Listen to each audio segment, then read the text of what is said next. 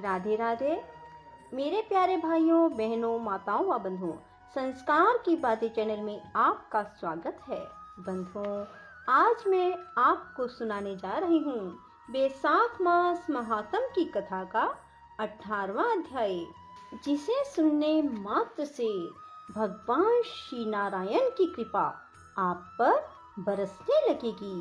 बंधुओं, यदि आपने हमारे YouTube चैनल संस्कार की बातें को अब तक सब्सक्राइब नहीं किया तो जरूर करें और बेल आइकन दबाना ना भूलें, ताकि आपको हमारी आने वाली सभी वीडियोस की जानकारी सबसे पहले हो सके। बंधुओं, वीडियो को पूरी सुनने के बाद कमेंट बॉक्स में जय श्री विष्णु भगवान की जरूर लिखें। बोलो विष्णु भगवान की जय हो। श्रुत कीर्ति कहने लगे, मुनिवर, बैसाख धर्म के महात्म सुनते सुनते मेरी तृप्ति नहीं होती, क्योंकि भगवान विष्णु की कथा सुनकर किसके कान तृप्त होते हैं। मेरे पूर्व जन्म के पुण्य उदय हो गए, जो आप आतिथ्य उपदेश से मेरे घर पधारे। आपके मुख से निकले अमृत रूपी वचनों को पान कर मैं कृतकृत्य हो गया हूँ। मुझको मोक्ष आदि की इच्छा नहीं है। आप मुक्ति के दाता भगवान विष्णु को प्रसन्न करने वाले दिव्य धर्मों का उपदेश करते जाइए। इतनी वार्ता सुनकर श्रुतिदेव जी बोले, राजन, पापों को नष्ट करने वाली मैं एक और कथा कहता हूँ। पंपा तीर पर शंख नाम वाला ब्राह्मण सिंह के बृहस्पति में गोदावरी के किनारे आया और भीमरथी के पार कांटे युक्त पहाड़ी वन में गया, जहाँ ना जल था ना मनुष्य। वह मध्याह्न के समय वृक्ष की छाया में बैठ गया। उसी समय दुराचारी व सबके प्राणों का घातक एक व्याध वहां पर आया और ब्राह्मण के कानों में चमकते हुए सोने के कुंडल, जूते, छत्र, माला, कमंडल सब छीनकर उसे जाने की आज्ञा दी। तब वह ब्राह्मण उस दुष्ट से छुटकारा पाकर धूप से जलते हुए उस कांटेदार वन में नंगे पैरों प्यासा हाय हाय करता हुआ कहीं ठहरता कहीं चलता चला जा रहा था कि उसके दयायुक्त हाय हाय शब्द को सुनकर वह व्याध, जो कठोर हृदय, पापी, धर्म विमुख था, उसके हृदय में दया उत्पन्न हुई और उसने अपने मन में सोचा, इस ब्राह्मण का मैंने सब कुछ हर लिया। यह तो मेरा कर्म ही था, लेकिन मैंने इसके नए जूते भी ले लिए। अब इसको अपने पुराने जूते क्यों ना दे दूं, जिससे इस ब्राह्मण के पैरों की रक्षा हो जाए। फिर अब पुराने जूतों की आवश्यकता भी क्या है।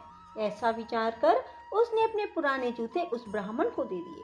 उन जूतों को पहनकर वह ब्राह्मण अति सुखी हो उस व्याध को आशीर्वाद देने लगा कि तुमने बैसाख मास में जूतों का दान किया है, अतः तुम्हारे पुण्य उदय हो सकते हैं, क्योंकि ऐसे दान से भगवान हरि पापी व्याध से ही प्रसन्न हो जाते हैं। उस ब्राह्मण से इस प्रकार आशीर्वाद सुनकर व्याध विस्मय से कहने लगा, हे ब्राह्मण देवता, मैंने आपसे ली हुई वस्तु आपको लौटा दी। इसमें आशीर्वाद की कौन सी बात है। और जो आपने बैसाख मास व हरि की प्रशंसा की, सो यह बैसाख और हरि कौन है, उनका क्या फल है। ऐसे व्याध के वचन सुनकर ब्राह्मण शंख विचारने लगा, सब कर्मों का फल जन्मांतर में मिलता है। अतः ब्राह्मण बोला, हे व्याध, तुमने मुझको ताप नाश करने वाले जूते दान किए हैं, जिससे भगवान की कृपा से तेरे पूर्व जन्म के पुण्य उदय हो गए। भगवान तुम पर प्रसन्न है। उसी समय मृत्यु द्वारा कल्पित सिंह व्याध के वध के लिए दौड़ता हुआ आया, परंतु बीच में देव कल्पित हाथी को देखकर पहले उसको मारने का उद्योग करने लगा। फिर उस वन में उस सिंह और हाथी का घोर संग्राम हुआ, जिससे वे दोनों थक कर गिर गए और एक दूसरे को देखने लगे। सब पापों के नाश करने वाली जो यह कथा मुनि ने व्याध को सुनाई थी, वह उन्होंने भी सुनी, जिसके सुनने मात्र से सब पाप नष्ट हो गए।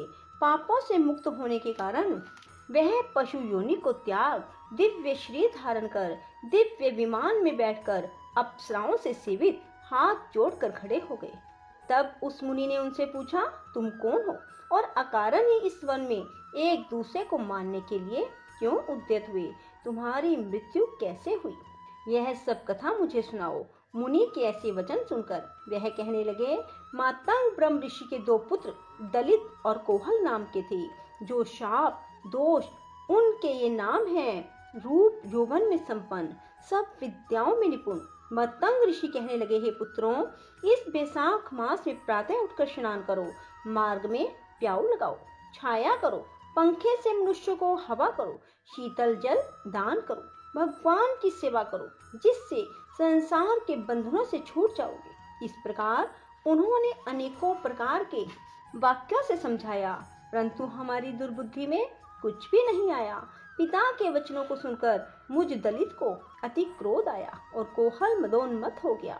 तब धर्म की लालसा करने वाले हमारे पिता ने क्रोधित होकर शाप दिया कि दलित, क्रोध के कारण तुझे सिंह और मदोन्मत्त होने के कारण कोहल को हाथी की योनि मिलेगी।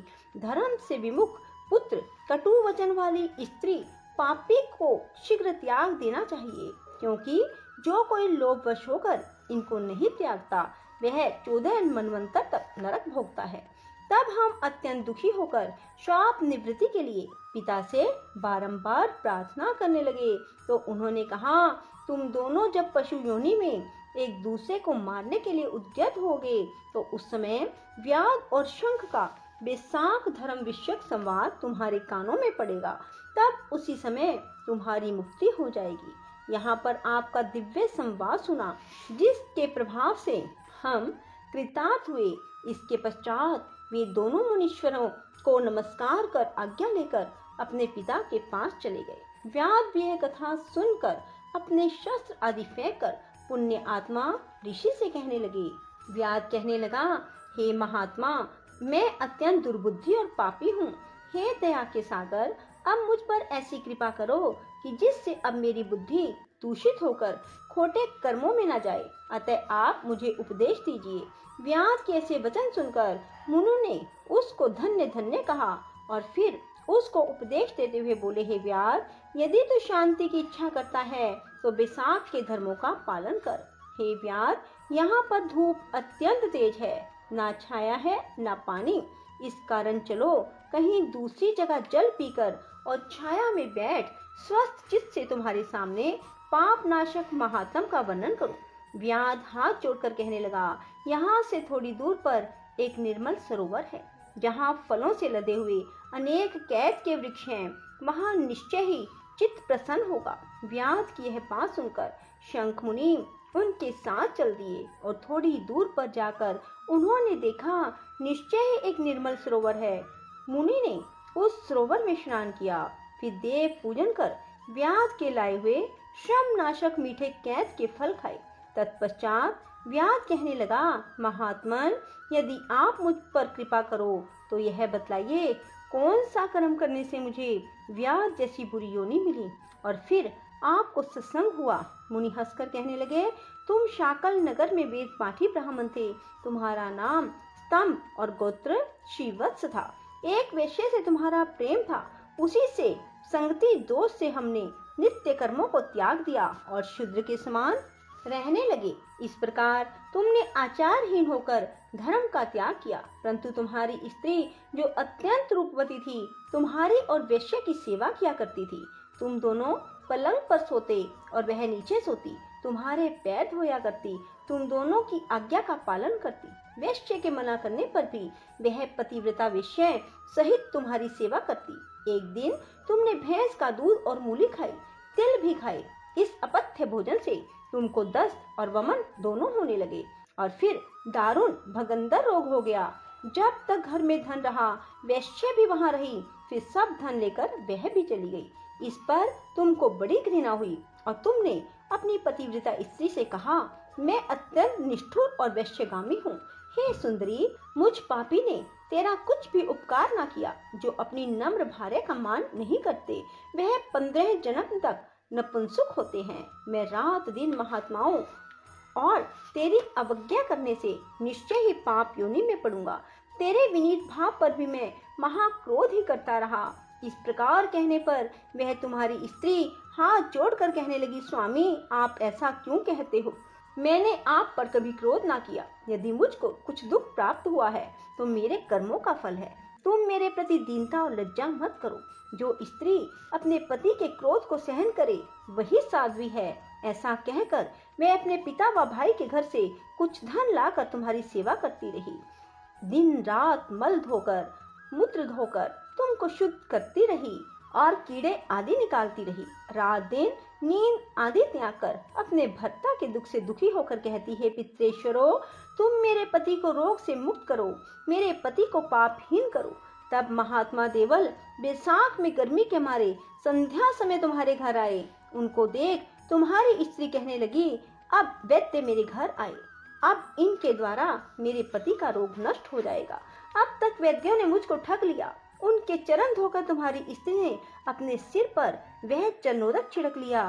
फिर महात्मा को गर्मी से व्याकुल देख शरबत पिलाया। दूसरे दिन प्रातः वे महात्मा चले गए। उधर तुमको सन्निपात हो गया और जब तुम्हारी स्त्री ने तुमको त्रिकुटा पिलाया तो तुमने उसकी उंगली को काट लिया। तभी तेरे दांत भिज गए और उंगली तेरे मुख में रह गई। ठीक इसी अवस्था में तुम्हारी मृत्यु हो गई और उसी वेश्या के ध्यान में तुम्हारे प्राण निकल गए। तब तुम्हारी स्त्री अपना कंगन बेचकर ईंधन लाई और तुम्हारी चिता के साथ ही वह भी सती हो गई। इस प्रकार सती होने, बैसाख में शरबत पिलाने व चरनोदक सिर पर छिड़कने से वह सद्गति को प्राप्त हो गई। यद्यपि तेरे सब पाप नाश हो गए थे, परंतु अंत समय वेश्या का ध्यान करने से तूने व्यास के घर जन्म लिया। इसी कारण तू सदा हिंसा में लगा रहता है। तूने अपनी स्त्री को शरबत पिलाने की आज्ञा दी थी, इसी कारण व्याध योनि पाकर भी धर्म पूछने की तेरी सद्बुद्धि रही। तूने भी मुनि के चरणों का जल अपने सिर पर छिड़का था, इसी से तुझे सत्संगति प्राप्त हुई। तुमने अपने पूर्व जन्म में जो कर्म किए वे सब तुमको बतलाए। तेरे ये सब पाप पुण्य मैंने दिव्य दृष्टि से देखे हैं। अब तुम्हारी कोई और गुप्त इच्छा हो तो वह भी पूछ लो। तेरा चित्त शुद्ध हो गया और तेरा कल्याण हो। बोलो विष्णु भगवान की जय। राधे राधे, जय श्री कृष्णा। बंधुओं, यदि आपको हमारी वीडियो पसंद आए तो इसे लाइक करें और शेयर भी जरूर करें। धन्यवाद।